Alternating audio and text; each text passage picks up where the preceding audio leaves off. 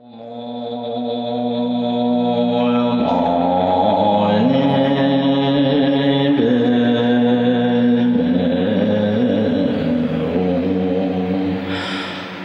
November 1975, Lama Yeshe stood on the steps of the Kopan Gompa and gazed into the distance, as if surveying with his mind's eye his already wide-ranging Dharma works, and said, "We need an organization to keep this together."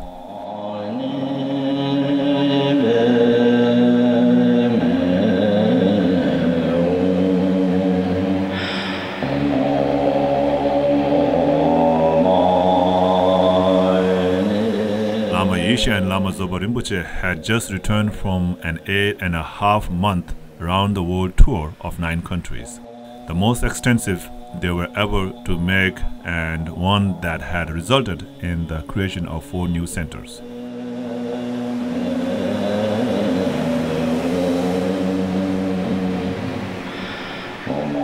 What Lama wanted to keep together was a mushrooming collection of 12 centers and departments, the evolving external manifestation of his total dedication to spreading the Buddha's teaching for the benefit of all beings.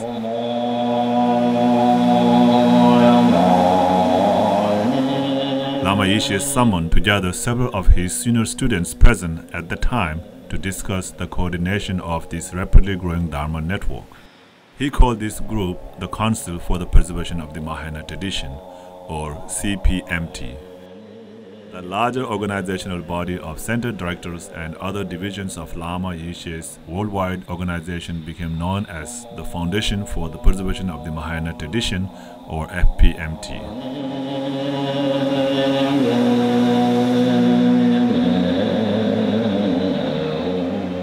Lama Yeshe was born in Tibet in 1935 in the village of Tolung Dechin, just west of Lhasa, and recognized as the reincarnation of the learned abbess of a nearby nunnery.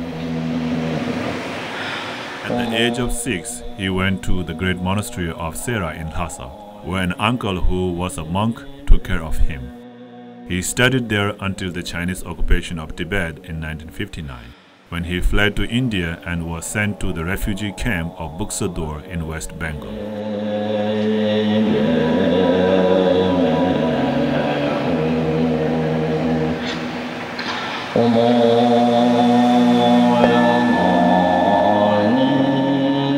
Lama Zopa Rinpoche was born in Nepal in 1945 in the village of Thakme, about 3 hours walk west of Namche Bazar, a village in the Khumbu region from which climbers set off for Mount Everest.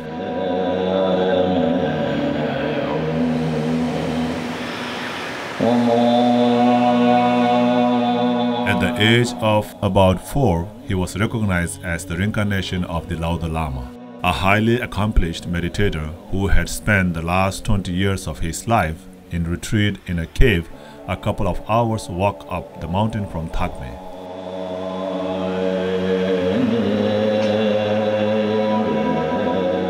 After studying for several years at a nearby monastery, in 1956, Rinpoche went to Tibet on pilgrimage with his uncle. While they were at Pagri Monastery in southern Tibet, he decided to stay rather than return to Nepal. He remained there until 1959, when he eventually found his way to Buksa, where he met Lama Yeshe.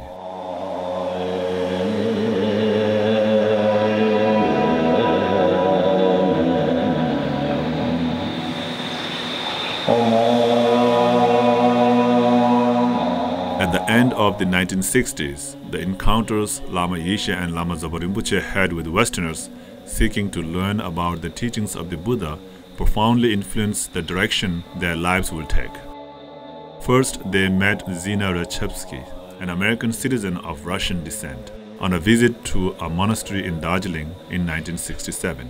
Zina asked them to give her teachings, and they did for 9 months, after which she became a nun.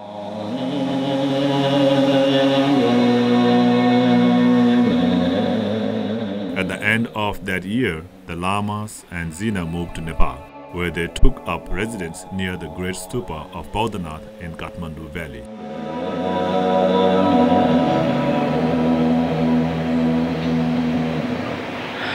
In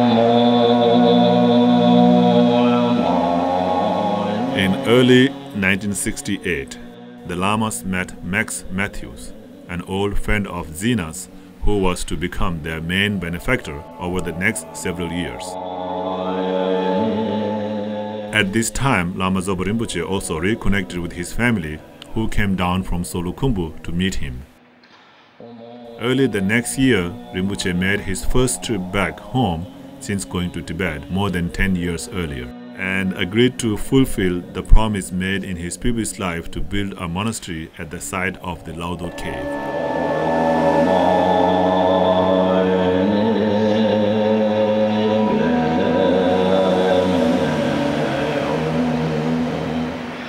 In the spring of 1969, Zena took the Lamas to see an old house on a hill she had heard about beyond the fields at the back of Bauddhanath.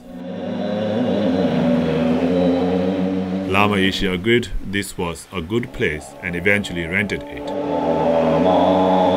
Thus, Kapan Monastery was born. In July of 1969, Zena and the Lamas moved in, and soon after, Lama Yeshe began giving teachings.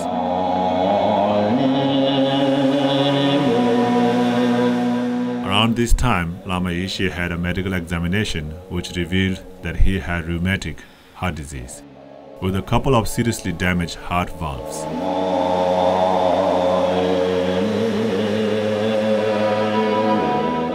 After many requests and with some reluctance, Lama Zobo Rinpoche agreed to give a meditation course. The course was attended by about 20 Western students in the spring of 1971.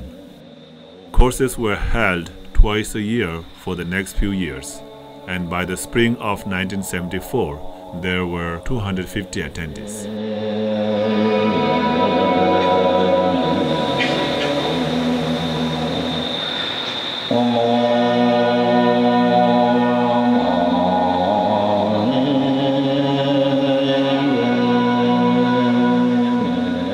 In the summer of 1974, the Lamas made their first of what would become annual teaching tours, traveling to the USA, Australia, and New Zealand.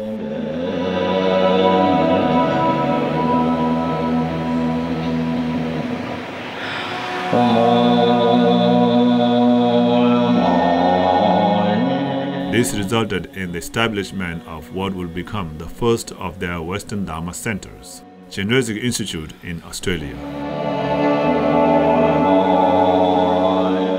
The 1975 World Tour took the Lamas to Thailand, Australia, New Zealand, the USA, England, Switzerland, and Italy. Several more centers were established, leading to Lama Yeshe's realization that they needed an organization to maintain them. The next few years followed a similar pattern. The Kapan meditation course was held in November, which was regularly attended by about 200 students. After the November course, the Lamas will travel to Bodh Gaya or Dharamsala for teachings from His Holiness the Dalai Lama, and then undertake overseas tours, which saw the establishment of more centers and an organic growth of the FPMT organization.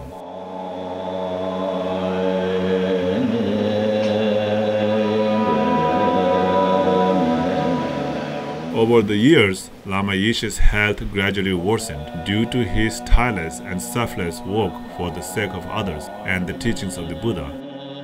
In March 1984, his heart gave out and he passed away in Los Angeles.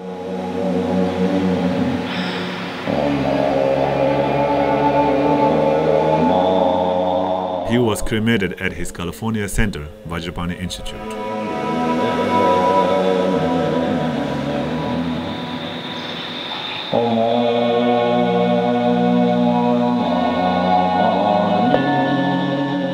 Upon the fervent request of his and Lama Yeshe's students, Lama Zobo Rinpoche assumed leadership of the FPMT, and under his peerless guidance, the organization has continued to grow. Rinpoche soon started paying more attention to Asia, and very successful centers developed in Hong Kong, Singapore, Taiwan, and Malaysia. Rinpoche also encouraged the creation of social services such as hospices and emphasized the importance of holy objects such as stupas and statues, notably the amazing material project. The FPMT continues to be guided by Lama Zopa Rinpoche, who is assisted by staff and a board of directors. Lama Yeshe's incarnation, Lama Osil, was born in Spain in 1985, studied at Serra Monastery for some time, lives in Ibiza, and now sits on the board of directors. FPMT headquarters are in Portland, Oregon, where the FPMT's first Buddhist university, Maitripa College, is based. The FPMT's quarterly Mandala magazine is also produced from there. The organization that Lama Yeshe set in motion more than 40 years ago now comprises more than 160 centers, projects, and services in over 40 countries worldwide.